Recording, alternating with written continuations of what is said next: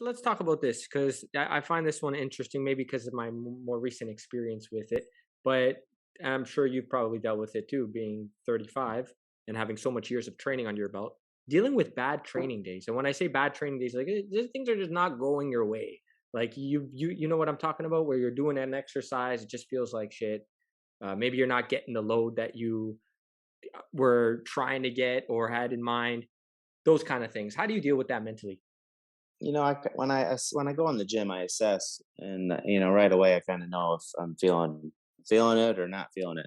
So I mean, I'll quickly just transition to, if it's not heavyweight's not working, then I'll go into more volume. And I just go back to the notebook that I keep track of and try to perform some better reps than I did before.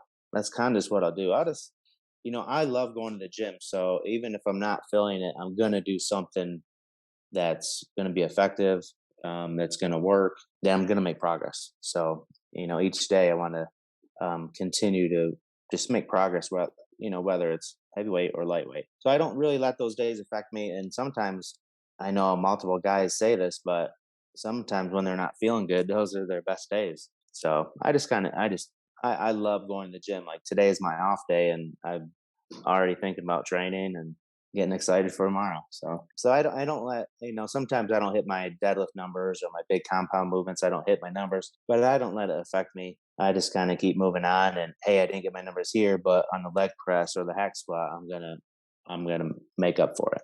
Yeah. Gotcha. No, that's a positive way to look at it. I know for me, if I'm, I start doing, I think that's a good, actually, with what you said in terms of like having almost like a backup plan just in case, like, because, for example, I might go into the gym feeling great, like beforehand, like I'm like excited to go train, like, because I usually am.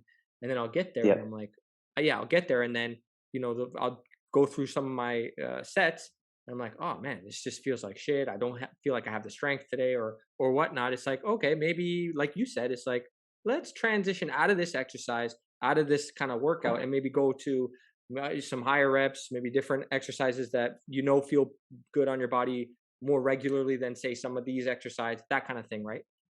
Yeah. And, sometimes if I do like, back in the day, if I would push something to the max, I might hurt myself, and I have done that before. And sometimes when I was really young, I would just keep doing it, even when I was hurt. But then I realized after a few times of getting hurt, after a quick little pull or something's not right, I just get away from it, move on, go on to something else. So as you get older, you get a little bit wiser.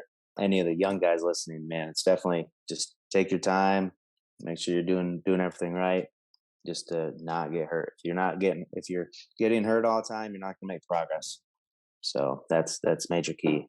No, that's great advice. That's important. The only thing I'm dealing with now is my right elbow is still 95%. Some movements are great, 100% feel great.